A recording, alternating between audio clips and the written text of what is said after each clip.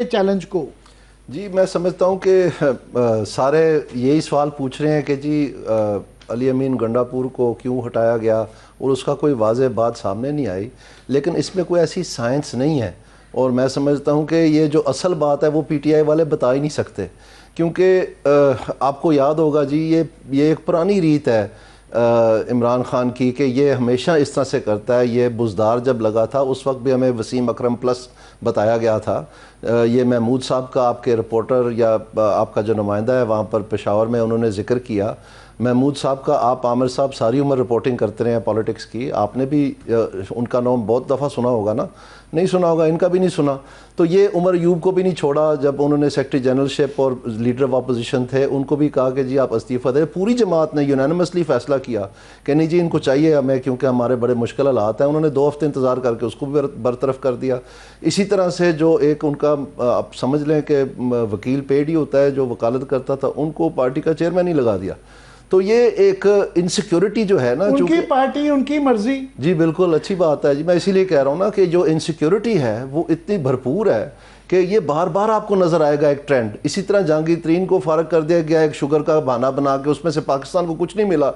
یہ علیم خان صاحب کو جیل میں ڈال دیا، جب تک وہ اے ٹی ایم تھے سب کچھ ٹھیک تھا۔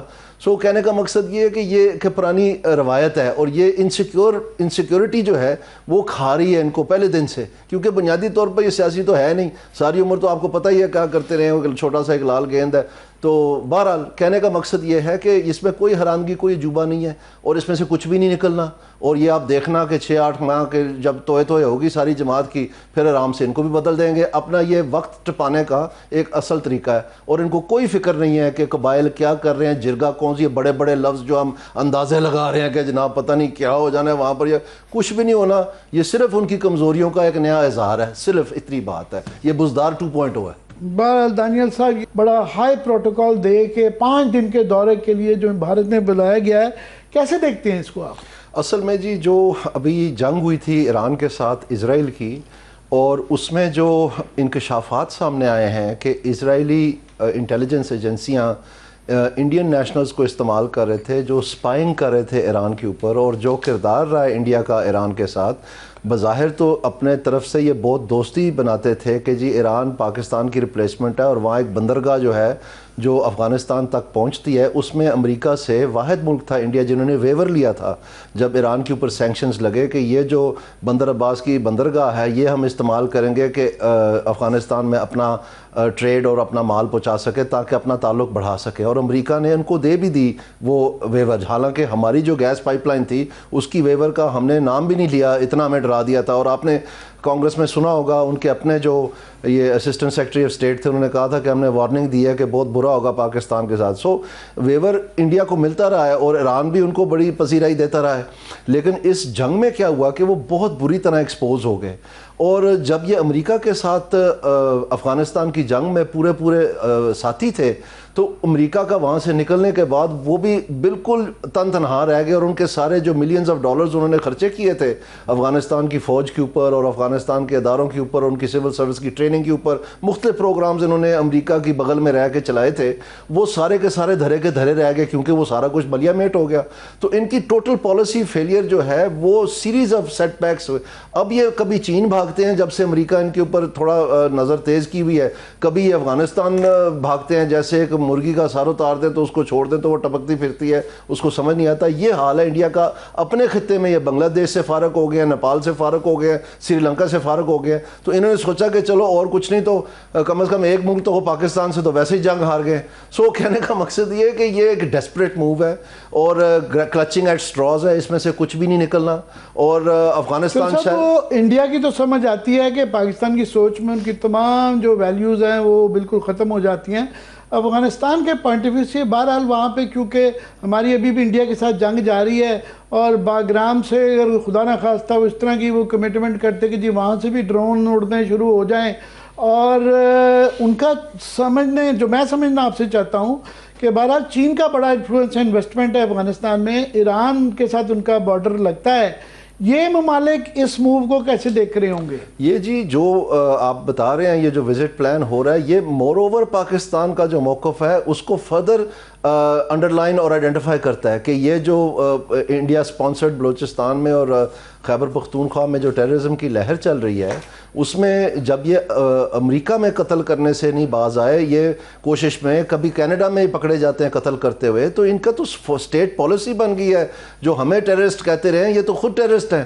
اور یہ جو ٹیررزم ابھی ہو رہا ہے جس میں سارے شواہد سامنے آ گئے ہیں, ان کے اپنے نیوی کے آفسر پکڑے گئے ہیں, ابھی تک وہ ہمارے ہاں گرفتار ہیں, اور انہوں نے جنگ بھی کر کے دیکھ لی ہے اپنی ڈیسپریشن میں, اور اس کا کوئی کھرا بھی نہیں نکلا جو انہوں نے ہمارے پہ الزام لگایا آج تک. آپ دیکھیں کیسے حیرانگی کی بات ہے. اور اس کی ٹائمنگ بڑی مزیدار ہے کہ وہاں اسرائیل نے اپنا جنگ بندی شروع کرنی تھی ایران کے ساتھ, اور ادھر جو ہے انڈیا نے حملہ کر دیا یہ بہانہ لگا کے کہ جناب یہ پاکستان نے کیا, حالانکہ اس کا کوئی ثبوت نہیں تھا. سو میں سمجھتا ہوں کہ بہت بری طرح سے وہ فیل ہو گئے, اور یہ جو وزٹ ہے یہ پاکستان کے موقف کو اور تقویت اور طاقت دیتا ہے انٹرنیشنل کمیونٹی میں, کہ یہ ایک عجیب سا مطلب ایک فنڈامنٹلسٹ سا ملک بنتا جا رہا ہے انڈیا, اور ان کو کسی انٹرنیشنل قوانین کی, کسی انٹرنیشنل قطغن کی یا کسی رواج کی, کسی قسم کے مراسم کی کوئی خیال نہیں ہے. یہ اپنے دوستوں کے ساتھ بھی دغا بازی کرتے ہیں جیسے ایران کے ساتھ کیا, اور یہ کسی کے مجاز بھی نہیں ہے جیسے کینیڈا میں جا کے قتل کر دیا انہوں نے, اور پھر پکڑے بھی گئے, اور اسی طرح امریکہ میں کوشش کرتے ہوئے پکڑے گئے. سو یہ میں سمجھتا ہوں کہ ان کے لیے ایک بہت سانحہ ہے, خاص طور پہ یہ جو جنگ ہارے ہیں ان کا انٹرنیشنل اسٹیچر بند ہو گیا, ان کو کوئی گھاس نہیں ڈالتا دنیا میں. اب ان کی بالکل وقت کم ہو گئی. سعودی اور گلف اسٹیٹس کا بڑا ہم سنتے تھے کہ جی ان کا تیل بکتا ہے انڈیا میں, اور بڑے ان کے مراسم بہتر ہوتے چلے جا رہے ہیں, اور پاکستان کے لیے بڑا یہ خطرے کی گھنٹی ہے. وہ فارمل ڈیفنس پیکٹ میں تبدیل ہو گیا سعودی عربیہ کے ساتھ. لیکن in the middle of this chaos جب بھارت جو ہے وہ پاکستان کو پھر سے ایک دھمکی دیتا ہے کہ آپ رہنا چاہتے ہیں نقشے پہ کہ نہیں رہنا چاہتے, تو یہ پھر کس مائنڈ سیٹ کی یا کس سوچ کی یہ آؤٹ کم ہے؟ یہ ایک ڈیسپریشن ہے جی, چونکہ ان کا سارا لوکل پولیٹیکل جو ریٹرک ہے وہ اس پہ بیس تھا کہ ہم نے کشمیر جو ہے ہضم کر لیا ہے, اور پاکستان کو ہم نے ناک چنے چبوا دیے ہیں, اور انسرکل کر لیا اور آئسولیٹ کر دیا انٹرنیشنلی. الٹا یہ ہوا ہے کہ یہ جو لٹکے رہے ہیں اپنے جو اسرائیل کے ساتھ, یہ آئسولیٹ ہو گئے انٹرنیشنلی اور ڈومیسٹکلی, اور یہ پورے ساؤتھ ایشیا میں آئسولیٹ ہو گئے. اور یہ جنگ ہارنے سے ان کا سارا پرسٹیج جو ہے, کتنے 20 سال لگا کے انڈیا شائننگ اور میڈ ان انڈیا پتہ نہیں کون کون سا انہوں نے دنیا میں انکریڈیبل انڈیا اشتہار چلا دیے, وہ سارے کا سارا دھرے کا دھرا رہ گیا. اب ان کو سمجھ نہیں آ رہی ہے, ان کا سارا ہندوتوا کا جو ایک جوش اور جذبہ تھا اس کے اوپر ٹھنڈا پانی پھر گیا, ایسا کہ ان کو سمجھ نہیں آ رہی ہے. ان کی سیاست جو ہے, یہ الیکشن بالکل مشکل سے انہوں نے جیتا تھا, آنے والے سالوں میں تو ان کا نام و نشان یہ شاید پاکستان دشمنی اور وہ نہ ہاسٹیجز کا مسئلہ حل ہوگا نہ ہی باقی چیزیں آگے بڑھیں گی. کیا کہیں گے آپ؟ جی میرے خیال میں یہ جو تبدیل کیا گیا سارا معاہدہ جو 8 مسلمان ممالک کے ساتھ بیٹھ کے طے کی گئی تھی بات ساری, یہ ایک آہستہ رفتہ ایک بہت بڑا سانحہ بنتا جا رہا ہے امریکہ کے لیے. انہوں نے اپنی شاید کسی دباؤ کے تحت یا کسی مجبوری کے تحت وہ تبدیلیاں تو کر دیں, لیکن وہ کسی کے ساتھ, جہاں تک مجھے علم ہے کم از کم ابھی تک یہ خبر باہر نہیں آئی ہے کہ انہوں نے کسی سے مشورہ کیا ہو کہ یہ کچھ تبدیلیاں ہیں اور آپ اس کے اوپر حامی بھر دیں. تو ابھی اس کا ریئیکشن جو ہے پوری طرح سامنے نہیں آیا ہے, لیکن وقت کے ساتھ آتا جائے گا. یہ چیز رچ رہی ہے ابھی کہ یہ کیا چینجز ہوئی ہیں, اور میں سمجھتا ہوں کہ سارے کا سارا جو ایسکنس ہے, لکنگ آسکنس جو 8 مسلمان ممالک ہے, وہ حماس سے سگنل ڈھونڈ رہے ہیں کہ اگر وہ سمجھتا ہے کہ معاملات ان کے حالات کے مطابق ٹھیک ہے کہ نہیں ہے. کیونکہ ہم ساروں نے تو ظاہری بات ہے اس جو لوکلز ہیں وہاں پر فلسطینی ہیں ان کی سپورٹ کرنی ہے, اور ان کی زبان وہ حماس بولتے ہیں, اسی لیے تو اسرائیل ان کو ٹارگٹ کرتا ہے ہر جگہ. ابھی قطر میں بھی کیا, پہلے ایران میں بھی کیا, ہر جگہ. سو کہنے کا مقصد یہ ہے کہ ابھی تک یہ میرے خیال ہے امپیس ہے, اور یہ ابھی وقت باقی ہے کہ اس میں سے کیا نکلتا ہے. یہ صرف ہاسٹیجز کی بات نہیں ہے, یہ در حقیقت اسرائیل کی شکست کی بات ہے, اور یہاں پر تکلیف ہو رہی ہے بہت زیادہ یہ ہضم کرنے کے لیے کہ جو یہ پلانز بتاتے تھے. اوورآل تو اگلے 24-36 گھنٹے میں دیکھتے ہیں کہ یہ ہونے جا رہا ہے کہ نہیں. اسرائیل کے جو کالے مقاصد ہیں ان کے لیے تو سیز فائر موت ہے, کیونکہ انہوں نے تو ان کا تو ارادہ ہی یہ ہے کہ جب تک یہ قبضہ نہیں کر لیں گے مکمل طور پر, اور انہوں نے یہ نہیں کہ میں اندازے سے کہہ رہا ہوں, انہوں نے خود کہا ہے, ان کا منصوبہ بندی ہی یہ تھی. اور اگر یہ چیز رہ جائے زندہ, یا دل دھڑکتا رہے, سانس لیتا رہے فلسطین کا ایشو, چاہے 10 لوگ ہو, چاہے 10,000 ہو, چاہے 10 ملین ہو, تو یہ پوری دنیا اب جو ہے ان کی نظریں اس بات پہ آ گئی ہے. تو یہ ایک دفعہ جنگ بندی بند ہوئی تو پھر اسرائیل کچھ نہیں کر پائے گا. یہاں تک کہ آپ دیکھیں مختلف ممالک جو ہیں, آج UK کا بھی آ گیا سامنے کہ وہ کیوں ان کو اسلحہ بیچ رہے ہیں اور سارے ملک جو ہیں ایک ایک کر کے, جیسے اسپین نے کہا کہ ہم ان کو اسلحہ نہیں بیچیں گے, تو ان کا جو پوری دنیا کے ساتھ تعلقات جو ہیں وہ بگڑتے چلے جا رہے ہیں, اور ان کو سمجھ ہے کہ اٹس ناؤ اور نیور, یا تو ابھی ہم گریٹر اسرائیل بنا دیں, یہ تو پھر گیا 100 سال کے لیے. میں چودھری صاحب چاہوں گا کہ اب اس کے اندر جو ہے وزیر خزانہ آئے, نہ واٹر منسٹر آئے, نہ اس کے اندر پنجاب اور سندھ کے کوئی نمائندہ آیا, اور بھی آدھی سے زیادہ لوگ جو ریلیونٹ وزیر تھے وہ آئے ہی نہیں, کچھ نے صرف ہلکا سا چہرہ دکھایا. تو یہ کیا رویہ ہے اور ان معاملات کدھر جا رہے ہیں؟ جی نون لیگ میں جی ان کو تنزیہ ارسطو کہتے ہیں, اور ان کا ایک اور نام بھی ہے LBDN. LBDN کا مطلب ہے لک بزی ڈو نتھنگ, اور ان کے جو یہ مختلف قسم کے, آپ اسد اقبال صاحب کی شان میں فرما رہے ہیں؟ جی بالکل, یہ میں نون لیگ میں رہا ہوں نا, آپ کو پتہ ہے وہاں تو جو سارے آپ کے ہمسائے بھی ہیں, جدھر سے گزرتے ہیں لوگ پیچھے سے ایک دوسرے کو کھسکیاں دیتے رہتے ہیں کہ یہ 2010 گیا, یہ 2035 گیا, یہ 2047 گیا, اس میں سے کچھ بھی نہیں ہوا, نہ کچھ ہونا ہے. یہ ٹرک بگ پکچر دیکھتے ہیں, وہ ٹرک کی بتی, اس کو پنجابی میں ٹرک کی بتی کہتے ہیں, کیونکہ اس کا کوئی احتساب نہیں ہوتا, نہ کوئی پوچھتا ہے. آپ کو پتہ ہے کہ جو 2010 والا پروگرام جب اناؤنس ہوا تھا تو بڑے واہ ویلے سے کہ جی نالج اکانومی بنانی ہے, یہ کرنا ہے, وہ کرنا ہے. جب وہ 10 سال مکمل ہوئے تو اس وقت پاکستان میں 18 گھنٹے لوڈ شیڈنگ تھی. آپ مجھے بتائیں کون سی یونیورسٹی 18 گھنٹے لوڈ شیڈنگ سے چلے گی؟ تو اس وقت اس پوری رپورٹ میں صرف ایک لفظ نہیں تھا, وہ الیکٹریسٹی تھا. یعنی ان کو پتہ ہی کچھ نہیں ہے, ایسے ہوائی گولے مارتے رہتے ہیں, اور ان کو شوق ہے کہ اپنے نام کے آگے کبھی اناؤنس کر دیتے ہیں جا کے کہ جی مجھے تمغہ مل گیا موروکو میں. وہ جن بیچاروں نے وہ کانفرنس کی, انہوں نے بتایا کہ جی ہمارا حصہ کا تمغہ ہی کوئی نہیں ہے. آپ کی جو ہے نا سیاسی مخالفت ہے وہ, ورنہ ان کا ویژن 10, ویژن 25, ویژن 50 جو ہے وہ بڑی بڑی اعلیٰ ڈاکیومنٹس کمال ہو گئے. میں کہتا ہوں پاکستان تو آپ دیکھیں نا کدھر سے کدھر پہنچ گیا ماشاءاللہ. ہم تو ماشاءاللہ اگر یہ سارا کچھ اتنا ٹھیک تھا تو پھر خود منہ سے کہتے ہیں کہ ہم نے دیوالیے سے بچایا, تو دیوالیے تک انہوں نے ہی پہنچایا, پھر یہ بھی حصے دار ہیں پورے. سو کہنے کا مقصد یہ ان باتوں کو چھوڑیں, یہ میری کوئی زیادتی مخالفت نہیں ہے, یہ فیکٹس ہیں جو پاکستان کو دھچکا لگا. اب آ کے یہاں پر ایک تمغہ کانسولیشن کے لیے لے لیا, اس میں آپ دیکھیں کیا لکھا ہو کہ جو چیزیں ہوئی بھی نہیں اس کا بھی انہوں نے کہا جی ٹھیک ہے ان کو تمغہ دے دیں, کیونکہ وہاں سبکی ہوئی تھی موروکو میں. بہرحال وہ چیزیں اپنی جگہ. جو انہوں نے ابھی جا کے کشمیر میں کیا ہے وہ بھی ایک حیرانگی مطلب کی بات ہے. یعنی آپ یہ دیکھیں کہ جو جوائنٹ عوامی ایکشن کمیٹی کا مین مطالبہ تھا کہ یہ پاکستان کی سیٹیں مس یوز ہوتی ہیں, تو جو مس یوز کرنا والا تھا یعنی ایک PTI کا سٹنگ ممبر آزاد جموں کشمیر اسمبلی کا, اس کو پنجاب میں نون لیگ کی سیٹ پہ MP کا الیکشن لڑا کے تو اس کو وہاں سے وہ نہیں جیت سکا, وہ علیحدہ بات ہے. لیکن وہ جو کمپلینٹ تھی جوائنٹ عوامی ایکشن کمیٹی کی سیٹیں مس یوز, اسی شخص کو جو اس کا چیمپئن ہے, جو اس کا ایک آپ سمجھ لیں کہ مطلب نمائندہ ہے, اس کو بھیج دیا مذاکرات کے لیے. تو اس نے کیا, آپ بھی کو جی معاف کرنا, وہ آپ کہہ رہے ہیں کہ وہ وہاں پہ الیکشن نہیں, یہ احسن اقبال صاحب نے ناروال سے لڑوایا تھا نا جی. جی تو ان کو احسن اقبال صاحب کو بھیج دیا ان کے ساتھ مذاکرات کرنے, تو وہ تو تیار پہلے ہی بیٹھے تھے کہ ایسا اور بھیجیں. تو وہ اس نے کیا کہنا تھا کہ نہیں آپ غلط کہہ رہے ہیں, ظاہری بات ہے اس نے مان کے آنا تھا. وہ تو ویسے ہی تیار ہے, جو ماشاءاللہ اپنے بیٹے کو سیٹ دی ہے ادھر ہی سارا گڑھ ہے جو جموں کے ریفیوجیز ہیں جو الیکشن لڑتے ہیں. اب وہاں ماشاءاللہ الیکشن تو ہم نے جیتا ہے فارم 47 پہ, تو وہ ساروں کو بٹھا کے کان مروڑ کے کان پکڑا کے پہلے خود لڑا, پھر بیٹے کو ضمنی میں لڑوایا سار. اب وہاں پر جو 9 مہینے کے بعد الیکشن ہے تو وہاں کیا بننا ہے صاحب زیادہ صاحب کا, ان کو تو کسی نے پوچھنا نہیں. تو یہ جا کے فٹافٹ ماننا ہے کہ جی سیٹیں ہی کٹوا دیں تاکہ ان کی اپنی جان بچ جائے, ناروال کی سیٹ تو کٹے نا. آپ یہ دیکھیں ذرا اندازہ کریں. اور اس کی جو یہ ان کا حالانکہ اگر اس کی ہسٹری آپ دیکھیں شاید آپ کو معلوم نہیں ہے, میں تھوڑا سا بتانا چاہتا ہوں آپ کے ناظرین کو. یہ نہ کہا کریں کہ آپ کو معلوم نہیں ہے, میں ایک کشمیر سے سمجھتا ہوں, مجھے پتہ ہے, لیکن میں آپ کو ایک تھوڑی سی معلومات میری بھی سن لیں کہ یہ جو اصل میں جب یہ پاکستان مارز وجود میں آیا اگست کی 15 تاریخ کو, تو ایک سیشن اس کے بعد ہونی تھی, تو یہ ایک لوکل اپرائزنگ ہوئی تھی پونچھ میں.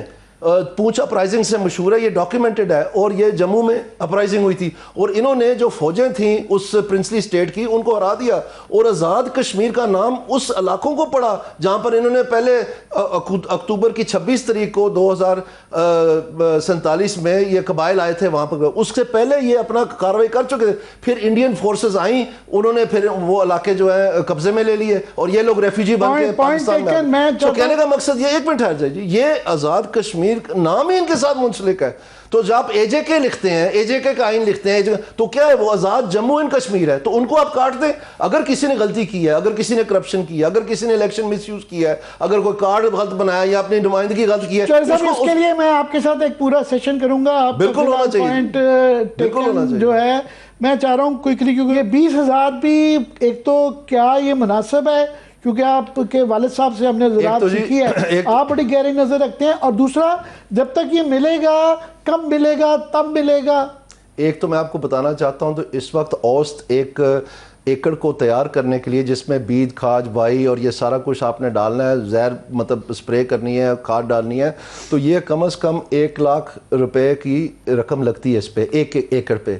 اگر وہ زمین جو ہے ٹھیکے پہ ہے تو پھر آپ 23,000 اور اس میں شامل کر لیے, 1,23,000. بہت سارے لوگ جو ہیں وہ ٹھیکے پہ زمین لے کے یہ کام کرتے ہیں.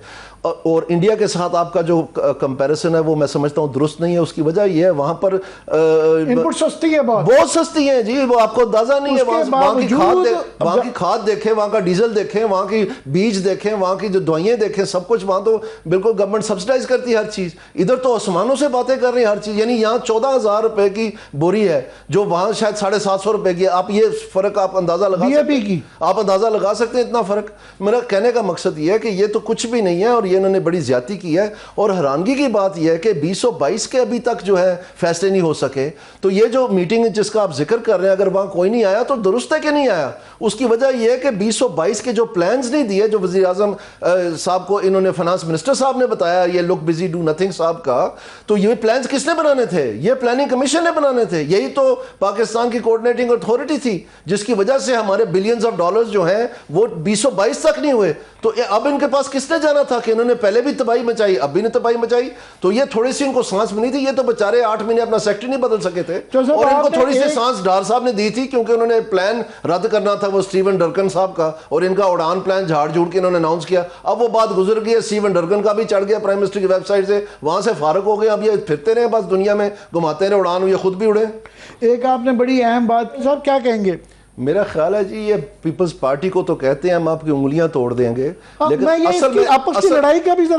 اصل میں یہ ہوا ہے کہ کسان کی انگلیاں نہیں, ان کی بازو اور ٹانگیں دونوں توڑ دی گئی ہیں اس حکومت کے دوران. اور یہ فائنلی اس بات کو تسلیم کرنا پڑا ہے ان کو. یہ جو بتاتے ہیں کہ جی ہمارا بڑا صاف ستھرا ہے, بہت اچھا چل رہا ہے, آپ نے تو زراعت کا بیڑا غرق کر دیا. اور اب آ کے ابھی میں دیکھ رہا تھا یہاں پر آنے سے پہلے کہ اب انہوں نے اناؤنس کیا ہے, جو بڑے دھوم دھام سے ہمیں بتایا کہ جی ہم یہ مارکیٹ ڈی ریگولیٹ کر رہے ہیں ویٹ کی, اور یہ وہ بیسکلی تو انہوں نے امپورٹرز کو فائدہ پہنچانا تھا, ان کو دبا کے فائدہ پہنچا. اب پرائسز ریورس ہو گئی. اب انہوں نے اناؤنس کر دیا ویٹ پرچیز پرائس 3,400 کا. اندازہ کریں گے, یعنی ان کی ہاتھ کی یہ جانتھن شپ ایک ہوتی تھی بڑی مشہور, اس کے والے سے یہ ایس آر او نکالتے تھے, صبح امپورٹ کر کے دوپہر کو ایس آر او واپس ہو جاتی تھی. تو انہوں نے گندم کے ساتھ بھی یہی کیا ہے. آپ یہ دیکھیں یہ اگلی نسل ہے, اور انہوں نے وہاں پر یوکرین سے اور جگہ جگہ سے 2 نمبر گندم خرید کے اربوں ڈالر کی پرائیویٹ سیکٹر کا نام دے کے ان کو رجا دیا. اب جب کہ وہ ختم ہو گئی ہے گندم, اور وہ ابھی وہ اب ان کو کہہ دیا کہ جی اب 3,000, اب کدھر کے وہ دعوے سارے, وہ جب ایک منٹ جی جب تندور پہ گئے تھے کہ جی ہم دونوں باپ بیٹی کے ہم مانتے ہی نہیں ہیں جی کہ لوگوں کو سستی روٹی ملنی چاہیے, جو مرضی ہو, یہ چند دانے ہیں کاشتکاروں کے, ان کا کیا ہے, تو آج کیوں یاد آ گیا وہ 3,400 روپے میں. یہ دیکھیں نا, یہ چیزیں ہوتی ہیں جہاں لوگ کہتے ہیں کہ جی ٹھیک ہے ہم آپ کو ووٹ نہیں دیں گے. یہاں پر پھر آپ کو فارم 47 کی ضرورت پڑتی ہے, جب آپ اس طرح سے کھنڈی چھری کے ساتھ ذبح کرتے ہیں لوگوں کو. تو یہ سب بات آئی کوئی اصلی ہے یا یہ کیا نورا کشتی ہے, کیا ہو رہا ہے؟ یہ جی ہم نے سنا تھا کہ ہاں بالکل ہم نے سنا تھا کہ انگلیاں وہاں ٹوٹنی ہیں پنجاب میں, پتہ چلا کہ وہ اڈیالے میں توڑ دی ہیں گنڈا پور صاحب کی. تو سارے ایک جیسے ہی ہیں, یہ سب اسی کام پہ لگے, کسی کو پرواہ نہیں ہے کہ فلڈ کا کیا ہو رہا ہے, یہ ایک دوسرے کا ون اپ مین شپ کر رہے ہیں. آپ اندازہ کریں کہ پاکستان کے حالات کیا ہیں. آج یہ نیشنل اکاؤنٹس کمیٹی نے آرام سے کہہ دیا کہ جی گروتھ تو 3.1% ہوئی ہے, یعنی کوئی فرق ہی نہیں پڑتا ان کو. پوری ورلڈ بینک کی ابھی رپورٹ آئی ہے جس میں انہوں نے کہا ہے کہ بھئی اپنے اعداد و شمار سیدھے کریں. فنانس منسٹر کہہ رہا ہے کہ جی آپ اعداد و شمار سیدھے کریں. آئی ایم ایف کہہ رہی ہے خدا کہہ رہا یہ 11 ارب ڈالر کا گھپلا جو ہے آپ کے اعداد و شمار میں آ گیا ہے, ان کے اوپر جوں نہیں رنگی. انہوں نے کہا چاڑ دو فگر, کوئی گل نہیں دیکھی جائے گی. وہ 3.1 کر دیے, کیا فرق پڑتا ہے. آپ کو پتہ ہے اس کا مطلب کیا ہے کہ آخری سہ-ماہی میں پچھلے سال 121% بجلی جو ہے اس میں گروتھ ہوئی ہے. 121, یعنی دگنے سے بھی زیادہ. آپ اندازہ کریں ایک سہ-ماہی میں, یہ کبھی ہو سکتا ہے؟ مطلب ہوش آواز نہیں رہتی بندے کی کہ کیا سب بیوقوف ہیں. اور وہ بجلی جو نیپرا کہہ رہی ہے اور منسٹری کہہ رہی ہے الیکٹریسٹی کی کہ بجلی کی ڈیمانڈ کم ہو گئی ہے اور ہمیں سمجھ نہیں آ رہی یہ سولر کو ٹیکس لگائیں, اتنا سولر آ گیا ہم کیا کریں. اندازہ کریں آپ, یہ ہمیں بیچ رہے ہیں بس اور ہم چپ کر کے دیکھتے جا رہے ہیں. وہ کہہ رہے ہیں کہ چڑھ جا سولی رام بھلی کرے گا, ایسے ہی ہے میڈم آپ کے میرا خیال وقت ہو گیا ہے. چاہوں گا عامر صاحب یہ جو میں آپ کو اس پروگرام پہ کائنڈلی اگلی دفعہ آپ مجھے بلائیں گے وہ ریکارڈنگ ضرور دکھانا. میں بار بار آپ کو کہتا رہا ہوں کہ ستمبر میں مہنگائی کا ریلا آئے گا, فلڈ سے بہت پہلے, جنگ سے بہت پہلے. میں دسمبر سے ماتم کر رہا ہوں کہ لوگوں کا تیل نکال دینا, ابھی پچھلی مہنگائی ان سے ہضم نہیں ہوئی ہے. اب آپ دیکھ لیں اسٹیٹ بینک کہہ رہا ہے بلومبرگ کو کہ جی مہنگائی آ رہی ہے 7% شاید تجاوز کر جائے. یہ انہوں نے خود کی ہے, مہنگائی ہوتی نہیں ہے. مہنگائی کی مجھے کیسے خواب آنا تھا کہ یہ مہنگائی آ رہی ہے, مجھے کیسے میں اکانومسٹ ہوں, میں آپ کو بتا سکتا ہوں انہوں نے کیسے کی ہے. یہ مہنگائی کی جاتی ہے, یہ ہوتی نہیں ہے. تو صاحب آپ خطرناک آدمی ہیں, آپ اکانومسٹ بھی ہیں, آپ کو خواب بھی آ جاتے ہیں, مجھے پتا ہے یہ والا. تو یہ